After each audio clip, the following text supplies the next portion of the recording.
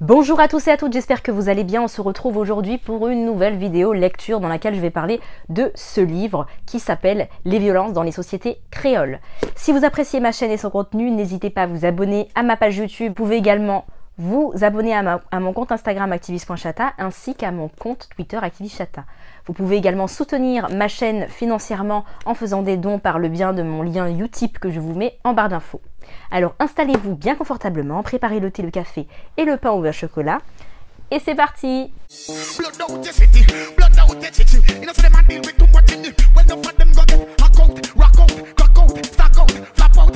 Alors donc ce livre, Les violences dans les sociétés créoles, est un livre de Errol Nuissier. Errol Nuissier est psychologue clinicien et président de la Compagnie des experts près la cour d'appel de Basse-Terre. En tout cas à l'époque où le livre a été écrit.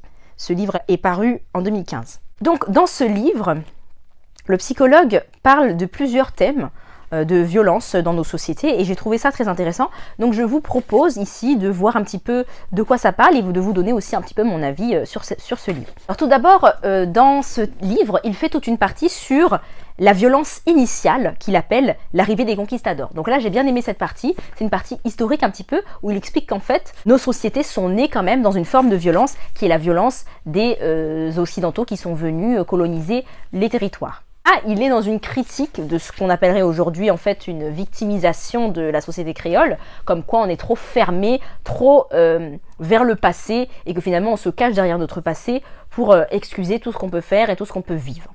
Alors, moi qui suis quand même extrêmement intéressée par ces sujets historiques, etc., je trouve que c'est un jugement parfois un petit peu hâtif. Dans le sens où il y a réellement eu une violence initiale, une violence des conquistadors, une violence dans l'esclavage qui a des conséquences aujourd'hui. On a quand même aujourd'hui une science qui s'appelle l'épigénétique qui montre que les souffrances, les traumatismes de nos ancêtres peuvent avoir des conséquences sur notre ADN à nous, sur notre réalité à nous et peuvent se transmettre. Certaines phobies, certains comportements. Donc il y a une réalité quand même historique et scientifique qui explique le fait que oui, nous avons des traces de cette violence passée. Maintenant, c'est vrai que parfois on a tendance à s'enfermer nous-mêmes dans ce passé et à oublier que nous ne sommes pas les seuls, nous ne sommes pas le seul peuple à avoir vécu des choses très graves et des traumatismes et des crimes contre l'humanité et qu'effectivement il est important, d'accord, de prendre conscience de ce qu'on a vécu et d'essayer de se reconstruire, mais aussi d'aller au-delà de tout ça. Il fait une partie sur les violences spécifiques au bien, donc l'atteinte au bien, donc tout ce qui va être vol, etc. Et là, c'est assez intéressant parce que philosophiquement, il explique qu'en fait, dans nos sociétés, la valeur de l'avoir, de posséder, est une composante qui est finalement supérieure à la valeur de l'être. Être, finalement, ce qui va être plus important, c'est de posséder plutôt que d'être soi-même. Il explique que ce qui surprend particulièrement dans les vols, donc les infractions, les vols qui sont commis dans nos sociétés créoles, c'est le contexte de violence dans lequel ces vols ont été commis. Souvent, on a des vols avec armes, qui peuvent parfois aller jusqu'à l'homicide. Donc, tuer pour avoir. Il soulève que ces actes sont souvent opérés par des adolescents ou des jeunes adultes. Alors là, moi, j'ai pas les chiffres, donc bon, lui, il est psychologue, clinicien, expert à la cour d'appel de Basse-Terre, donc je pense qu'il a dû en voir des affaires, et c'est pour ça que ce livre est intéressant. Bon, c'est dommage qu'ils mettent pas de chiffres. Parfois, je trouve que ça manque un peu voilà, c'est un petit peu j'affirme, mais il n'y a pas de chiffres, et ça aurait été bien, ça aurait été bien. Il explique que cette violence des jeunes est une traduction d'un échec. Un échec du système scolaire, un échec de la fonction parentale, un échec du système social et un échec du politique. Et là, je suis 100% d'accord. Cette violence, il faut la questionner. Il faut toujours se dire, mais pourquoi quelqu'un agit comme ça? Qu'est-ce qui a donné lieu à cette trajectoire funeste? Donc il explique que cette violence est ainsi réactionnelle à la période d'instabilité qui découle des modifications pubertaires et de l'angoisse ressentie face à un avenir bouché, sans espoir. Il cite notamment les travaux de M. Xavier Pomereau, qui explique que les adolescents ou les jeunes adultes violents sont ceux qui évoluent dans des milieux marqués par la violence, l'isolement moral, l'insécurité permanente à tout niveau et la dissolution des rôles et attributs parentaux. Ce qui en soi est logique. Plus vous grandissez dans un milieu violent, plus vous êtes susceptible de devenir violent. C'est un exemple que vous avez eu autour de vous, vous avez été victime vous-même, vous avez vécu dans un engrenage pareil, donc ça va parfois être votre réflexe de faire la même chose par mimétisme. Et l'auteur ajoute qu'il y a aussi un clivage fort entre les riches et les pauvres. Et donc finalement tout ce qui est délinquance de prédation, donc tout ce qui va être vol, cambriolage, pillage, c'est aussi une réponse aux inégalités qui sont très fortes et très marquées dans nos sociétés. Il y a ensuite une partie sur la violence faite aux femmes. Donc il précise que cette violence, elle est extrêmement importante dans les départements dits d'outre-mer. Et là, il va avoir une théorie qui est assez intéressante et que je vais vous citer. En fait, il explique que dans nos sociétés créoles, les femmes ont souvent une activité professionnelle et sont dans une situation d'évolution sociale constante. Donc elles sont vraiment au centre de la famille. C'est un peu le concept de la femme potomitan d'ailleurs. Et il explique que quand il y a une famille, quand il y a des enfants, les allocations familiales sont accordées aux femmes, versées aux femmes. Et que la femme devient chef de famille et chef de son compagnon, qui souvent, dans nos sociétés créoles, est frappé lui aussi par le chômage. Et qu'ainsi ce monsieur, cet homme, ce père de famille, se retrouve dans une certaine situation de dépendance vis-à-vis de la femme qui gère tout à la maison. Et il explique qu'alors l'homme est touché d'un certain sentiment de mal-être et d'infériorité, de culpabilité parfois de ne pas pouvoir répondre aux besoins de sa famille. Il parle même d'une certaine dépossession économique, sociale et juridique du pouvoir de l'homme qui est ainsi donné aux femmes, et il y a comme du coup un renversement dans la hiérarchie. Il est vrai qu'on a ce concept aux Antilles de femme potomitan, femme qui est là, les femmes sont là, sont debout, s'occupent de tout. Maintenant, le côté un peu victimisant, oh, les pauvres hommes sont privés de leur pouvoir, bon, c'est un peu à eux aussi de prendre leurs responsabilités en fait. Je sais, alors par contre, c'est vrai qu'il y a des vraies problématiques au niveau de l'emploi dans nos territoires, de chômage, etc. Mais il faut peut-être se dire que si tu ne travailles pas, parce que tu ne peux pas travailler pour X raisons, ça ne t'empêche pas de t'investir dans la vie de ta famille, dans la vie de tes enfants, d'être organisateur, que ce soit dans les tâches ménagères, dans l'éducation de tes enfants, t'investir, que ce soit dans les associations ou autres. Ça, c'est des choses qu'on voit, c'est souvent les femmes qui s'investissent dans ça. Donc, je pense que il faut pas toujours voir la femme comme celle qui prive l'homme de son pouvoir, qui prive l'homme de ses prérogatives. L'homme doit aussi se montrer présent et essayer de tenir son rôle. Là, l'auteur, ensuite, il parle de quelque chose qui m'a troublée. Je vais vous lire le passage parce que je ne vais pas essayer de reformuler. Il explique que les femmes qui élèvent leurs enfants, et en particulier leurs garçons, semblent prendre une espèce de vengeance contre la vie, contre le sort fait d'elles des femmes soumises à leurs compagnons ou à leur mari.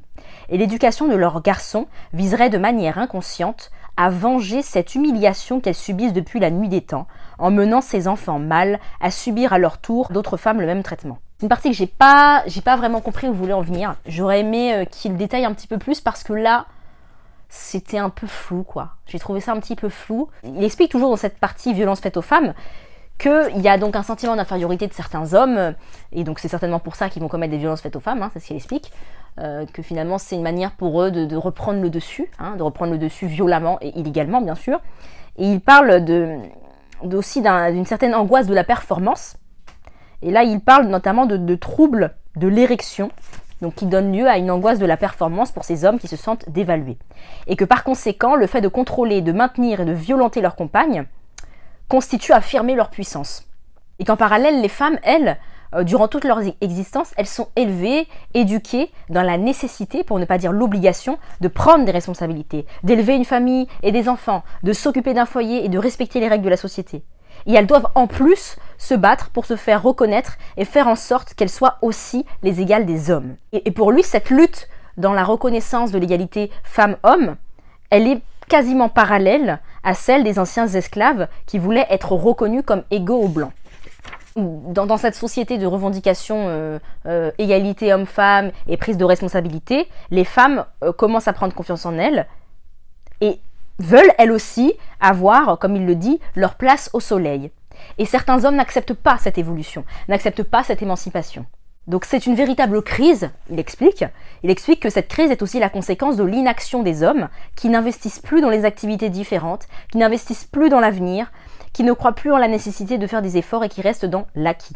Il s'agit selon nous d'une véritable dépression des hommes qui, faute de pouvoir penser et s'investir dans un monde différent, fondé sur l'égalité, freinent le développement social à travers des actes de violence multiformes. Et donc lui, qu'est-ce qu'il promeut comme solution un petit peu face à cette situation qui donne lieu à des violences? Il explique qu'il faut qu'on reprenne le sens des mots. Dans le mot compagne ou compagnon, il y a la notion d'accompagnement, qui signifie faire ensemble, partager, et non pas vivre dans l'opposition.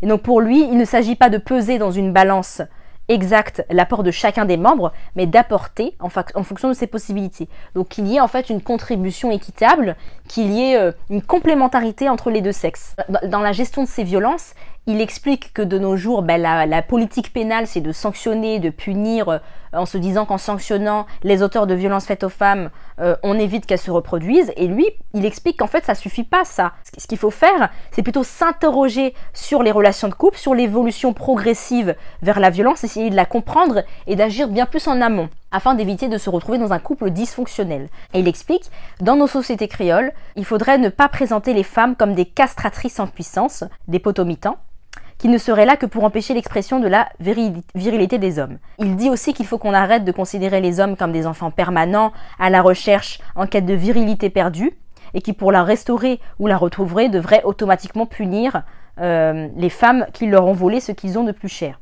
En fait, pour lui, il faut qu'on sorte de ces idées préconçues qui nous sont héritées de notre histoire et qu'on arrête en fait de préjuger du fait que les femmes cherchent à écraser les hommes et à les castrer et que les hommes cherchent à empêcher les femmes d'évoluer et ne sont que des étalons irresponsables.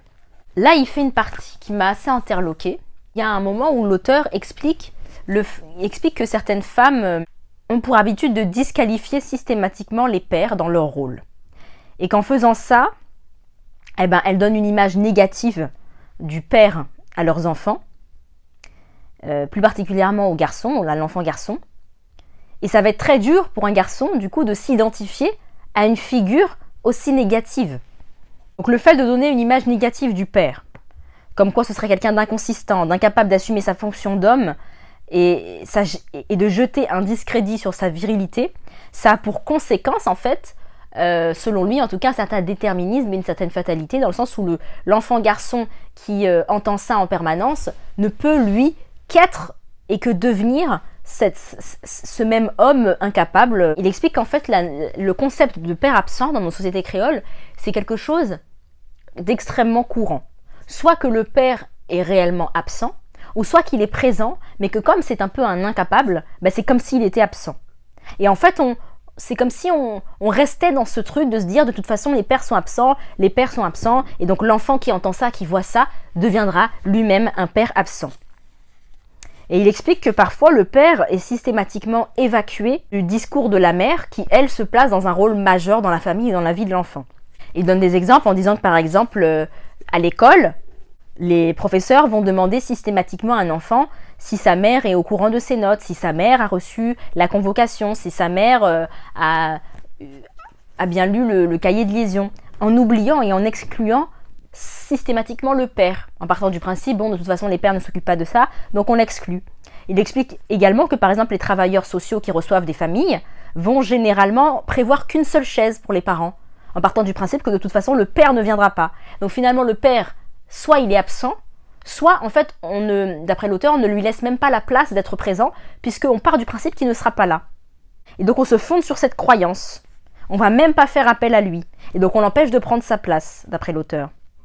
Il y aura une difficulté pour les enfants garçons à se structurer dans ce contexte où il y a une absence systématique du rôle de père.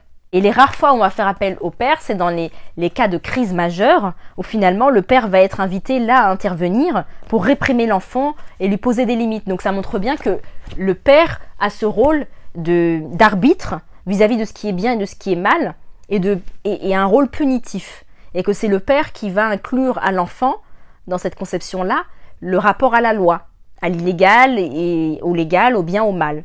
Et donc finalement, si on part du principe que le père est tout le temps absent et qu'on l'appelle qu'à ce moment-là de crise majeure, finalement on incite dans un sens l'enfant à commettre des actes de type crise majeure pour pouvoir enfin avoir son père, pour qu'enfin son père s'intéresse à lui, pour qu'enfin son père soit là. Et donc c'est un peu un cercle vicieux qu'il convient de casser, c'est-à-dire faire une vraie place au père. Mais moi je dis, c'est aussi au père de prendre sa place, parce que ces histoires de les femmes véhiculent l'idée que le père est absent, ça vient pas de nulle part, c'est qu'il y a véritablement des pères absents. Donc c'est aussi au père de se mettre en avant et d'être là dans tous les moments et pas seulement quand il faut gronder l'enfant, en fait. Et donc il explique que souvent les petits garçons ou les adolescents sont toujours dans cette quête du père. Dans une quête à la fois pour la reconnaissance de leur propre masculinité, mais aussi pour celle de leur statut social et de leur statut d'homme. Il parle également du rapport aux femmes que peuvent avoir les jeunes garçons, Et il explique que si les garçons grandissent avec l'idée que leur représentation symbolique, l'image qu'ils ont du père, c'est un homme qui est en permanence à la recherche de femmes, qui est dans la séduction, eh ben, les adolescents vont avoir le même type de comportement parce qu'ils veulent être à la hauteur de ce qu'ils imaginent que pourrait être leur père. Dans la mesure où, comme ils n'ont pas eu accès à une représentation positive de ce père et qu'ils n'ont pas pu expérimenter au quotidien dans leur vie la présence de ce père, bah, ils se fient à ce qu'ils imaginent être leur père et tentent de s'en rapprocher. Donc ça, c'est son avis. Ensuite, il fait une partie sur la violence faite aux étrangers, qu'il appelle le nègre errant. Donc là, il fait référence bien sûr aux Haïtiens, Dominicains, Dominiquais, Saint-Luciens. Il explique que dans nos sociétés créoles, c'est vrai qu'on a un pourcentage d'immigration qui est plus importante que dans l'Hexagone.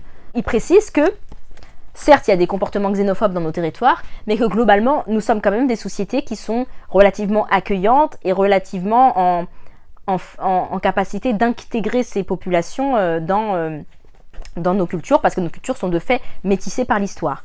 Donc on a peut-être une plus grande facilité. Mais on a quand même des gens, notamment des politiciens, qui vont avoir des discours type extrême droite. Il va y avoir des discours notamment sexistes, qui vont laisser sous-entendre que certaines femmes d'origine haïtienne ou d'origine dominicaine ont des mœurs légères et sont venues pour voler les maris des autres. Il fait une partie où il parle du migrant d'origine haïtienne, en expliquant que ce migrant-là nous renvoie à une image de nous-mêmes qu'on refuse de voir, qu'on va avoir une méfiance vis-à-vis de lui. Pourtant, on a quand même cette ambivalence où on respecte la puissance des Haïtiens historiques, avec voilà, la révolution haïtienne, et ils ont battu les forces napoléoniennes, on a des héros comme Toussaint Louverture, mais en même temps, on voit ce que les Haïtiens sont devenus d'une manière péjorative, et donc certains Antillais vont avoir tendance à se méfier d'eux. D'ailleurs, Haïtien, ça a été parfois une insulte. Il explique que certains disent, par exemple, lorsqu'on leur demande de faire un service pour une rémunération moindre, de répondre « Ah, je ne suis pas ton haïtien, moi je ne suis pas ton esclave ». Et tout ça, c'est des insultes en fait, qu'on donne aux autres, des violences qu'on donne aux autres, aux haïtiens, mais en fait, c'est des violences qu'on se donne à nous-mêmes parce que nous sommes proches des haïtiens.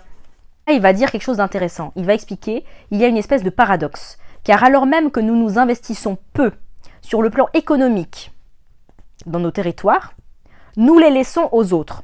Nous refusons aux étrangers de venir s'implanter chez nous, au motif qu'ils viendraient prendre notre richesse, richesse que nous n'avons nullement créée, puisque nos références sont essentiellement polarisées par le désir d'avoir un travail salarié, et plus encore un travail dans l'administration pour justement éviter de s'inscrire dans cet espace économique de manière totale et pleine. Donc nous sommes en fait contradictoires. On ne veut pas que les étrangers viennent pour prendre des commerces ou autres, pour faire du business, etc. Mais nous-mêmes, est-ce qu'on en fait vraiment? Est-ce que vraiment on se bat pour nos territoires? C'est la réflexion qu'il pose. Alors ensuite, il fait toute une partie sur la violence des mouvements sociaux. Bon là, cette partie, je vous avoue, je suis vraiment en désaccord, parce que je trouve qu'il a un discours très très dur vis-à-vis des syndicats ou des militants, des activistes. J'ai même l'impression qu'il y a une vraie rancœur vis-à-vis d'eux, limite quelque chose de personnel. J'ai trouvé que c'était vraiment très critique vis-à-vis d'eux et on est beaucoup moins, je trouve, dans la réflexion par rapport aux autres chapitres. Parce qu'il explique qu'en fait, on a une gestion particulière des situations et relations professionnelles et que dans ces contextes de mouvements sociaux, c'est une question de coups de force qui sont menés par une minorité activiste visant à imposer sa volonté à la majorité. Donc il explique, là il donne des chiffres, là d'accord, les chiffres c'est les chiffres, il dit que par exemple on n'a que 10% des salariés qui sont syndiqués, il va tout de suite dire que ces syndicats etc. constituent une force totalement arbitraire, qui se positionne en statut de victime. Il explique que ces syndicats finalement ils ne répondent qu'à leurs propres intérêts individuels, mais que malheureusement peu de gens s'opposent à ce type de manifestation, et que tout se passe comme si les spectateurs forcés se disaient qu'aujourd'hui c'est un groupe qui défend ses intérêts, et reste toujours minoritaire, et que demain, quand eux voudront défendre les leurs, ils pourront utiliser ces mêmes moyens. Donc moi je ne sais pas trop quoi penser de cette partie. Je peux comprendre que parfois certains mouvements syndicaux dérangent vraiment parce que comme nous sommes des îles, et bien quand il y a un blocage, ça bloque vraiment tout le monde et ça a un impact très fort sur la population. Mais je trouve que là, on analyse la violence que d'un côté, c'est-à-dire la violence des mouvements sociaux, sans regarder la violence forcément, la violence initiale du patronat ou autre. J'ai trouvé cette partie un peu dure. Il écrit quelque chose qui m'a choqué, il écrit « Or, la question de la démocratie devrait se poser dans nos sociétés.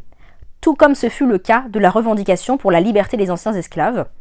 d'abord quant à la liberté des individus, puis quant à leur refus de la contrainte de la majorité par une minorité, et enfin quant au refus de la défense des intérêts d'une minorité face à la majorité.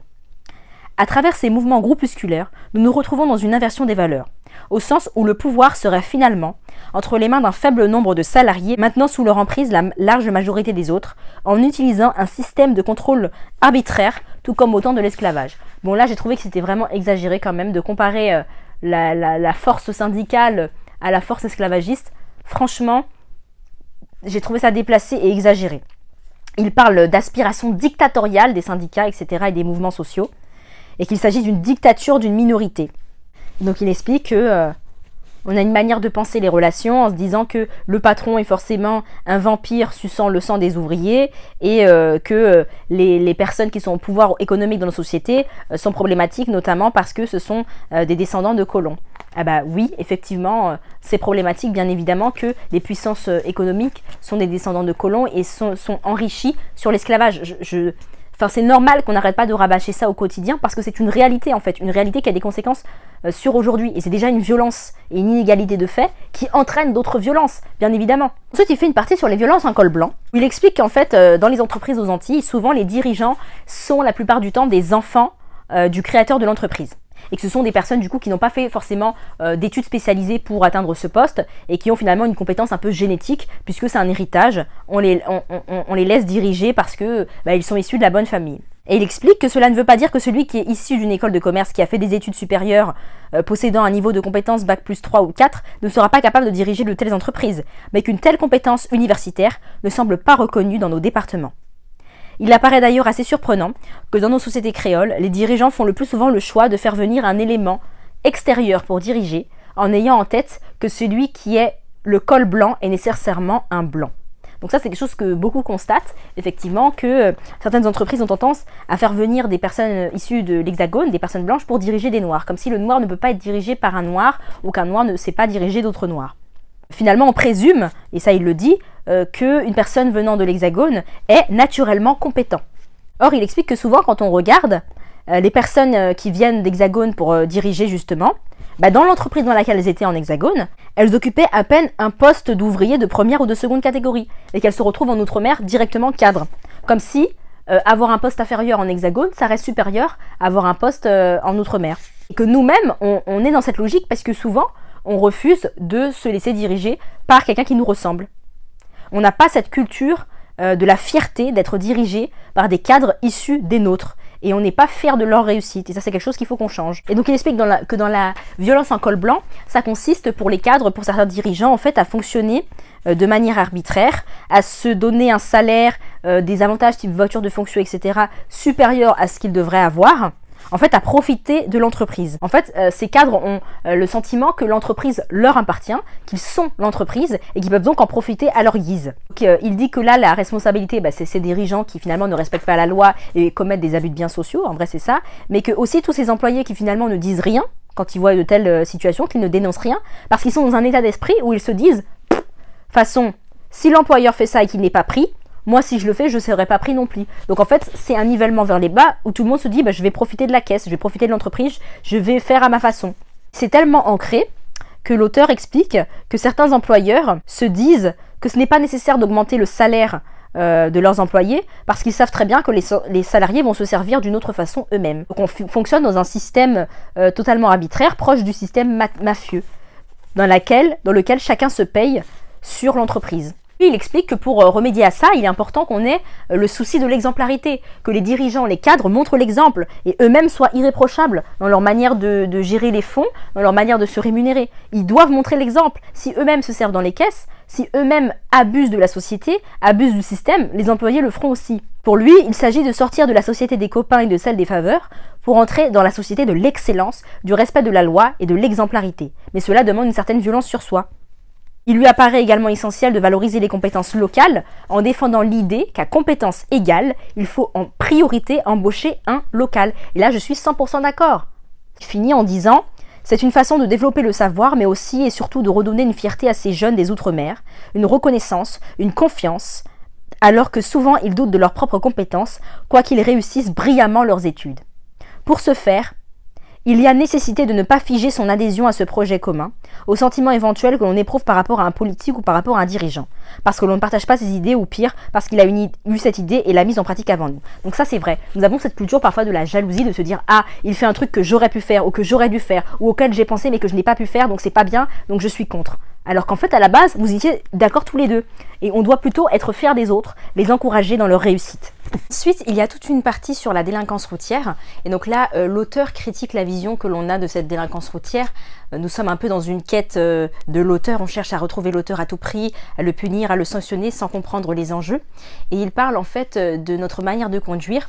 Il explique que certains ont un goût du risque. Il fait une partie sur les vols avec armes. Il explique que les auteurs de ce type d'infraction sont souvent dans une quête de toute puissance. Ils cherchent à avoir le pouvoir, avoir ce sentiment d'avoir le dessus sur la situation à un moment donné. Et ils auraient un attachement quasi indestructible au monde de l'enfance, celui de la satisfaction immédiate et démesurée des besoins. Il explique que c'est assez de mesurer parce qu'en fait ils prennent un risque extrêmement important en termes de sanctions puisqu'on peut aller en prison, etc. Alors qu'en réalité le gain est faible, la chose convoitée est faible par rapport au risque.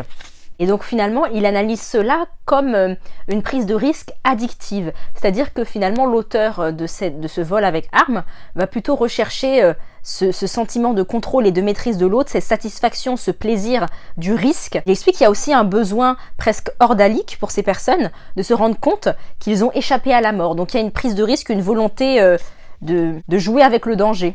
Il explique que le voleur avec arme, tout comme la personne qui est addicte au jeu d'argent, il vit dans l'illusion qu'il va faire un bon coup un jour et qu'il pourra ensuite s'arrêter. Ensuite, il y a un chapitre sur la question des violences de proximité, dans lequel l'auteur explique que il y a des dizaines d'années, l'enfant était éduqué par toute une communauté, non seulement par les parents, mais par la famille élargie, par les voisins, etc.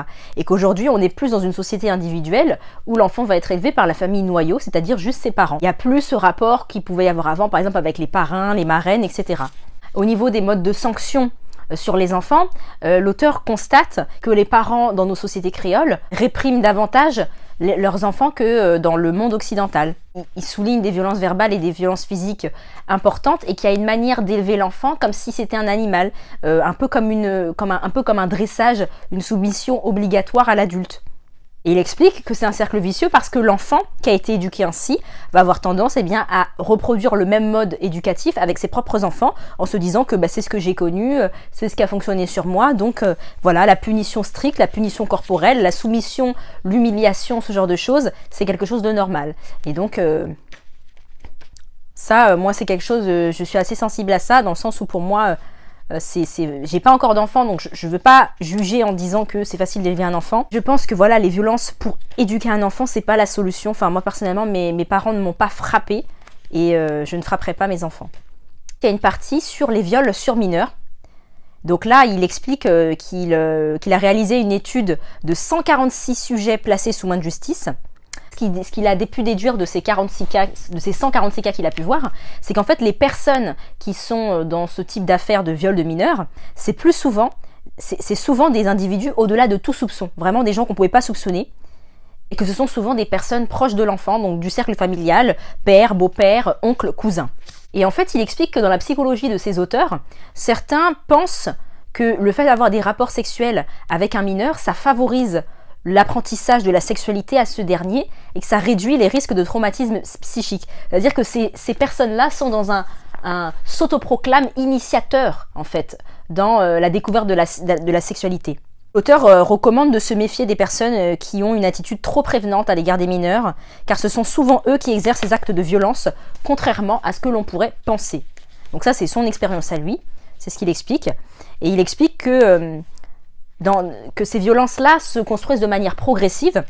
Il explique qu'il y a d'abord un rapport de séduction, de mise en confiance avec l'enfant, et ensuite un passage à l'acte progressif, avec une fusion totale entre l'auteur et la victime, au point où la victime se demande si ce n'est pas elle-même qui a désiré ces actes. Donc c'est une forme de manipulation qui se met en place. Et il explique qu'il n'y a pas forcément de contrainte ou de menace, mais le plus souvent, l'adulte va utiliser une attitude paradoxale visant à faire croire à ses sujets que les actes auxquels ils auraient été soumis et auxquels ils ne se sont pas opposés de manière farouche ont peut-être été décidés par eux.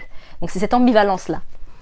Et c'est certainement parce que les victimes ont l'impression que peut-être elles ont une part de culpabilité dans ce qui leur est arrivé, qu'elles vont avoir du mal à délier la parole parce qu'elles se disent je vais être jugée, on va croire que c'est moi qui ai enclenché cette relation sexuelle. Donc il y a tout ce mécanisme-là mental qui est mis en place. Et il ajoute quelque chose, il explique qu'en fait, on sait du point de vue psychologique que le viol qui interviendrait 1 ou 2 fois serait moins marquant que des actes d'attouchement, de séduction, d'agression sexuelle qui seraient intervenus sur plusieurs années. Donc finalement, sur le plan psychologique, ce n'est pas tellement l'acte de pénétration qui constitue l'acte le plus aggravant possible et les conséquences les plus dramatiques sur la psychologie de l'enfant, mais plutôt le fait que ce soit quelque chose de répété qui dure sur des années. Il essaye de dire l'auteur, c'est qu'il ne faut pas minimiser les agressions sexuelles non pénétratives, parce que celles-ci peuvent être tout autant dévastatrices pour la personne qui les subit, d'autant plus quand elles sont subies sur un temps long. Il y a un chapitre sur les violences contre soi, et donc il évoque le suicide. Il explique que dans nos sociétés créoles, le suicide, pendant longtemps, c'est resté quelque chose de tabou, notamment par rapport à la religion. Il explique en fait pour lui, la prise de risque en voiture, c'est-à-dire la manière dont on conduit, dont certaines Antillais conduisent, ce sont des comportements qui lui apparaissent comme une sorte de conduite suicidaire. Il en va de même pour les vols avec armes. Donc ce qu'on parlait tout à l'heure, l'amour du risque, tout ça, ça a une forme de conduite suicidaire pour lui. On met la vie des autres en danger pour mieux s'assurer que nous sommes en vie. Donc c'est une recherche de sensations fortes. Enfin, il y a une partie sur la violence en réseau.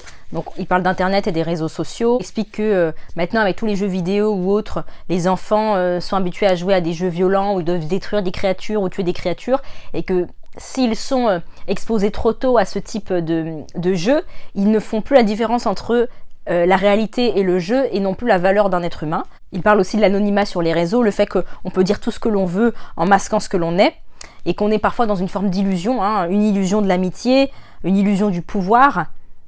Il évoque aussi les problématiques de revenge porn, c'est-à-dire le fait de divulguer des images ou des vidéos à caractère pornographique de certaines personnes. Aussi de divulguer, partager des vidéos violentes, des agressions, des combats, tout ça, c'est quelque chose qu'on voit beaucoup chez les lycéens et les collégiens qui se filment et qui postent sur les réseaux sociaux. Il évoque aussi le buzz, le fait d'essayer de faire le buzz, de dénigrer des personnes en mauvaise posture, en situation d'infériorité, de fragilité, et de finalement prendre un pouvoir sur elles et surtout prendre du plaisir à leur souffrance. Donc ça me fait franchement penser aux sauces sur Twitter, parce que c'est exactement ça. Il explique notamment, par exemple, dans le cas d'un garçon qui ferait une sauce sur une personne, sur une fille, leur désir de voir humilier une belle qu'ils avaient approchée et qui avait refusé leur avance, ou un individu qui les avait humiliés lors d'un combat ou lors d'une joute verbale. C'est l'occasion pour eux de prendre leur revanche et d'en faire profiter un maximum de voyeurs. Et il parle de curiosité malsaine. Voilà, donc c'était un petit résumé du livre Les violences dans les sociétés créoles. Donc c'est un livre qui ne coûte 17,30 €. Donc c'était un livre intéressant, écrit quand même assez gros. Voilà, moi je vous invite à le regarder. Je suis pas forcément d'accord avec l'auteur sur tout, il y a plein d'endroits où j'ai un peu grincé des dents en me disant mais qu'est-ce qu'il raconte. J'aurais aimé parfois plus de détails, plus de précision, plus de développement, parce que parfois c'est pas que je dis que ce qu'il dit est faux, mais comme ça manque de détails, d'arguments, pour moi c'est pas forcément assez solide pour me convaincre en tout cas. Il y a même une chose qui m'a dérangée, c'est que je pense qu'il manquait certains chapitres. J'aurais bien aimé une partie sur les violences policières, parce que c'est un vrai sujet. J'aurais bien aimé une partie sur les violences commises par les béquets, les violences sur nos peuples en permanence. L'affaire du chlordécone, c'est une violence. Et j'aurais bien aimé une partie sur les violences étatiques, les violences de l'État.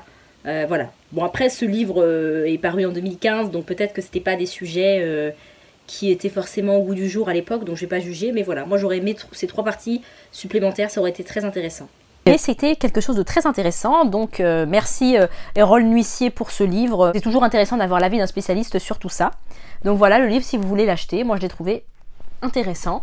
Au niveau de l'accessibilité, il est très accessible, il est écrit de manière simple et accessible pour tous, donc même si vous êtes quelqu'un qui n'aimait pas lire ou qui n'avait pas l'habitude de lire, je trouve que vous pouvez totalement l'acheter et le lire. Voilà, alors si vous avez apprécié ma vidéo, n'hésitez pas à liker, partager, commenter. Vous pouvez vous abonner à mon compte Instagram activiste.chata ainsi qu'à mon compte Twitter activistchata. Et si vous voulez soutenir ma chaîne Financièrement, vous pouvez passer sur ma page Utip, je vous mets le lien en barre d'infos, vous pouvez faire un don. À bientôt!